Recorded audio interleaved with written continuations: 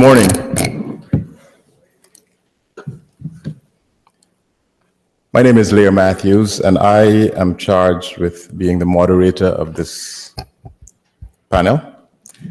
First of all, I'd like to thank Empire State College and the Black Men's Initiative of Empire State College for sponsoring this very important and timely forum. We have four very distinguished presenters in this first panel, and I'm going to introduce them this time.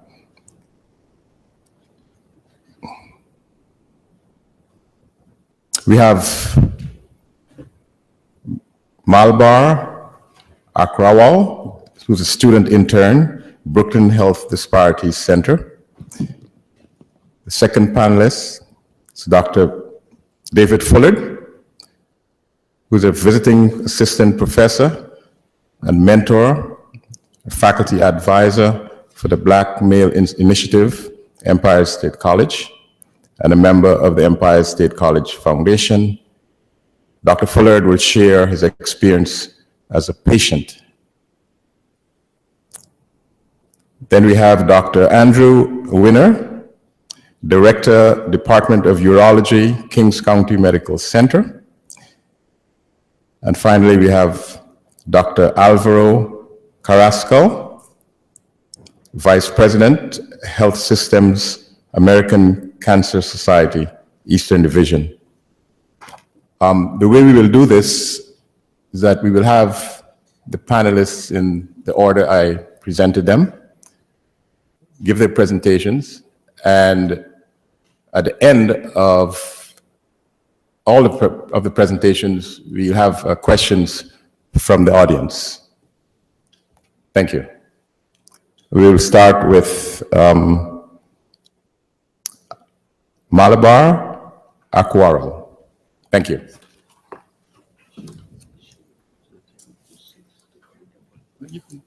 Is that on? Hello? Hello? Yeah, it's on. Okay. Go ahead. Okay,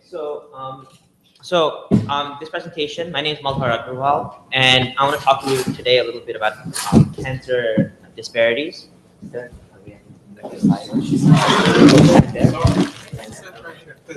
is right. Okay. It's ready that you present it, because everything is right.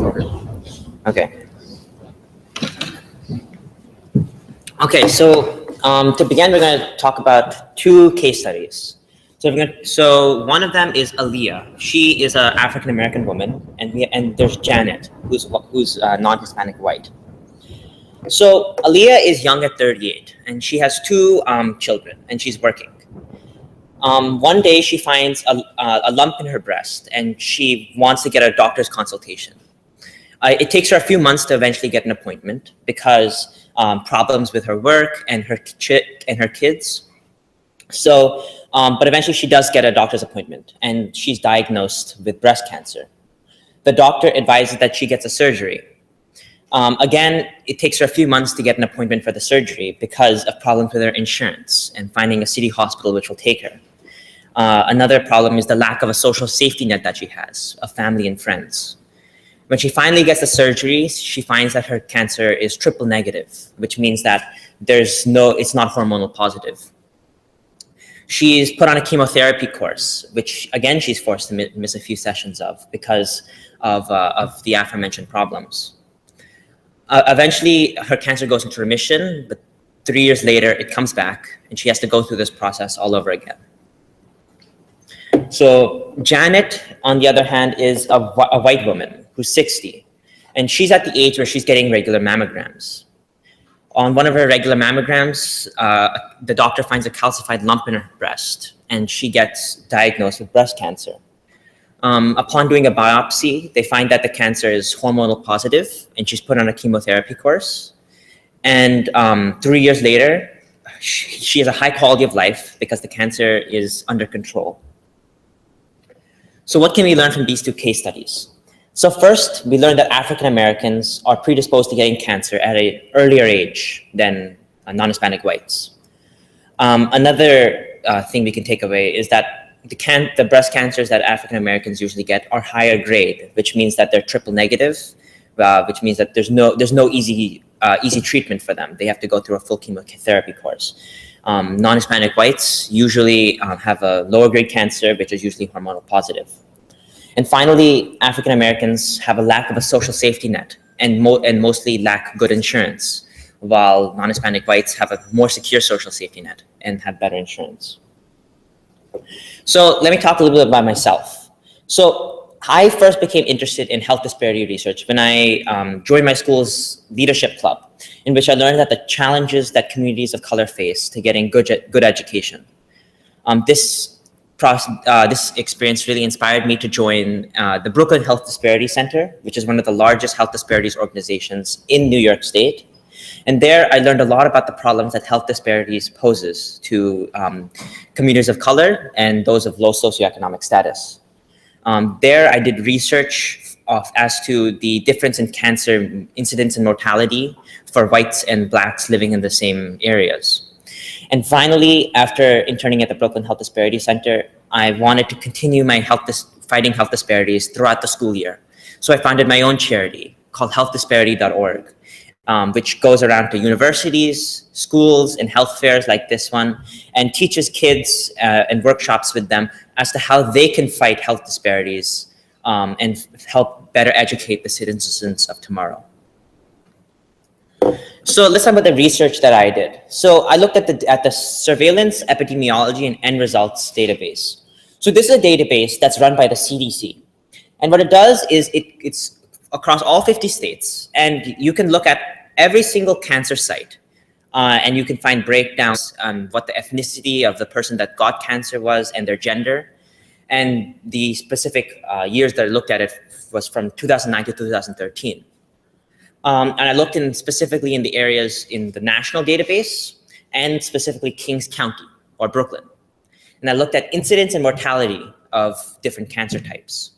And finally, I broke this information down by two races, non-Hispanic whites and blacks and Hispanics. So this is a little bit about what the database looks like. So here you can clearly see New York is highlighted, and you would find Kings County there. And you also see on the right how the information is broken down by incidence, by prevalence. And here's another look at the data. You can see how it's broken down by gender and male and female, and this is specifically for pancreatic cancer. So now this is what the data looks like. So clearly, you can see here that most of the cancers have a higher incidence in non-Hispanic whites, but a few notable ones have higher incidence in blacks and Hispanics.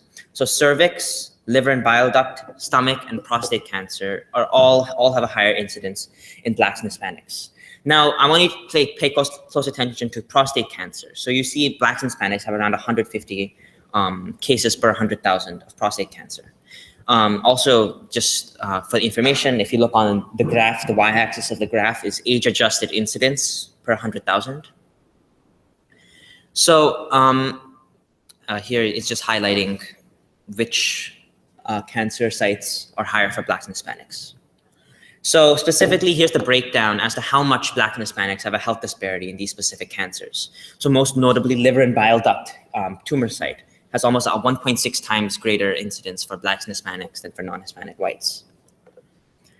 Now, in Kings County, you see similar, almost the same cancers are higher in blacks and Hispanics than for non-Hispanic whites.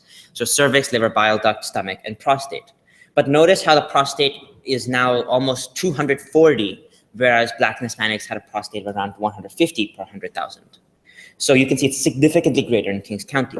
Also notice how in Kings County, prostate cancer is nearly double the incidence in blacks and Hispanics than for non-Hispanic whites.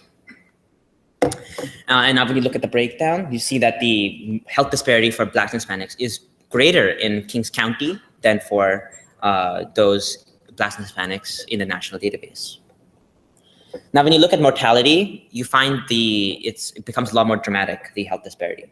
A new cancer gets added to the list of those in which blacks and Hispanics have a higher mortality, colon cancer, in addition to the aforementioned cervix, liver, bile duct, stomach, and prostate. And when you look at the breakdown, in the national database, you find that the numbers are even higher than for the incidence. So if you remember, liver and bile duct was 1.6 times in the for incidence in the national database, but here it jumps to 2.3 times. And you see similarly high numbers in the other cancer statistics for the health disparity. And when you look at Kings County, here is you see the greatest health disparity in mortality for cancers, adding breast cancer to the list of those in which Blacks and Hispanics have a greater health disparity than non-Hispanic whites. And you see similarly, prostate cancer has a very large health disparity for Blacks and Hispanics. So let's zoom in a little bit on breast cancer health disparity. So here you can see side by side incidence and mortality in Kings County.